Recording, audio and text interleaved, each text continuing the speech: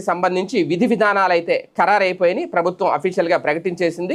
August 15వ తేదీ నుంచి మొత్తం 5 రకాల బస్సుల్లో మహిళలకు ఉచిత బస్సు ప్రయాణం అందించబోతున్నారు. ముందు పల్లె వెలుగు, అల్ట్రా పల్లె వెలుగు మాత్రమే అనుకున్నారు, అలాగే జిల్లా పరిధిలో మాత్రమే అనుకున్నారు. కానీ ప్రభుత్వం మాత్రం మహిళలందరికీ కూడా, ప్రజలకి ఒక రకంగా మహిళలకి మంచి వెసులుబాటే కల్పించిందని చెప్పాలి.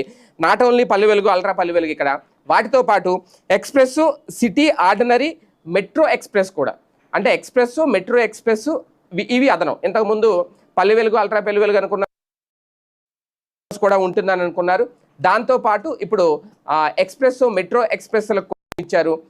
మహిళలు మొత్తం 5 రకాల బస్సుల్లో ప్రయాణం చేయొచ్చు. అయితే దీనికి ఆధార్ కానీ, ఓటర్ ఐడి కానీ, రేషన్ కార్డు కానీ ఖచ్చితంగా చూపించాలి. వాటిని పరిగణలో తీసుకుంటారు. దీనికి సంబంధించి పూర్తి వివరాలు అయితే ఇంకా అఫీషియల్గా ప్రకటిస్తారు.